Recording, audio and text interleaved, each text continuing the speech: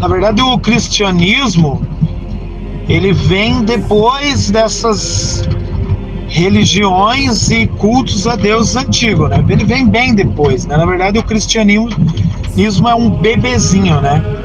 Agora veja bem o seguinte, a Igreja Católica, ela tem veias e vertentes luciferianas também. A gente não pode fechar os olhos para essa questão, tá? O culto dos templários é o culto mais complexo de que se pode tentar entender, tá? O culto templário, ele é um culto ambíguo, tá? O culto dos templários, ele é um culto ambíguo, ele é um culto que somente um mago com um estudo muito analítico, com uma análise profunda, com uma análise histórica, com uma análise geográfica, com uma análise também religiosa, também de vertentes que levam isso aí, vai conseguir entender. Porque senão vira aquela questão assim, meio da mesma maneira que as religiões, elas têm o lado negativo, mas o mago, ele é alguém que estuda religiões também, tá? Por que que eu digo o seguinte? O cristianismo, ele foi, de certa forma, empurrado goela abaixo, mas ele também não deixa de ser um culto luciferiano. Porque, por exemplo, os cavaleiros templários da Ordem Templária, eles faziam culto a Bafomé, que muitos falam que Bafomé era simplesmente um ser alquímico. Bafomé é tido no ocultismo como um ser andrógeno e alquímico do equilíbrio das forças, uma mão levantada para cima, a outra para baixo, significa o equilíbrio das forças universais. Não estamos falando de bem pejorativo mal e não estamos falando de bem mal pejorativo mal. Tira o lado pejorativo. O que nós estamos falando é de uma figura, né, que fala do equilíbrio das forças universais. A tocha trina na sua cabeça simboliza a tríade do poder luciferiano ali, tá? Lúcifer, Beelzebub e Astarô.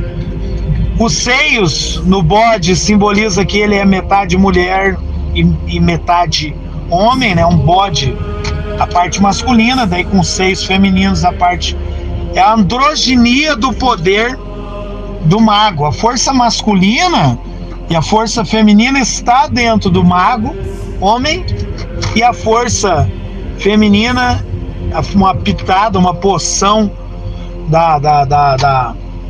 uma parcela da força masculina está dentro da sacerdotisa e vice-versa, tá?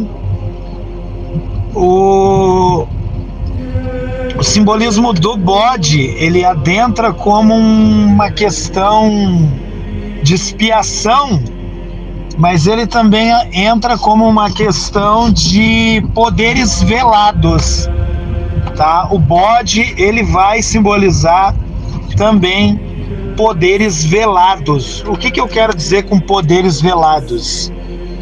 Tá, gente? O que é um poder velado?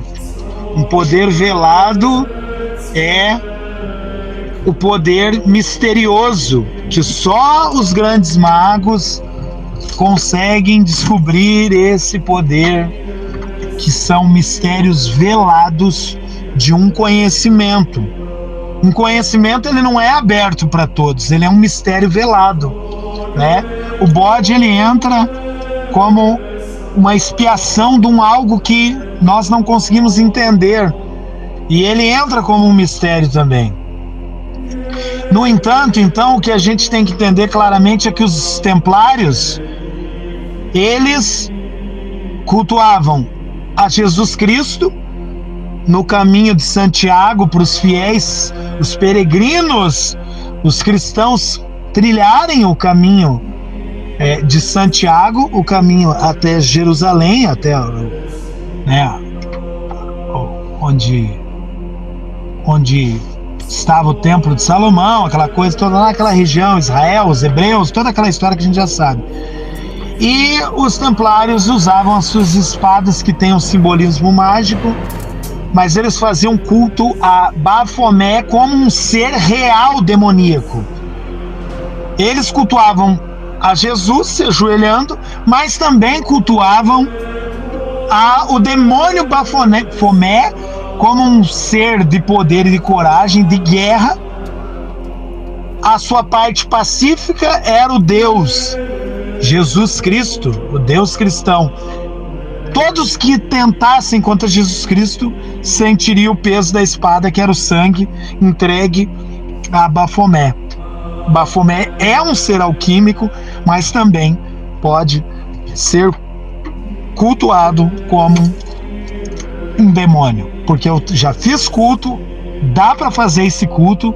Ele é uma entidade, um semideus vivo mais do que nunca no astral também.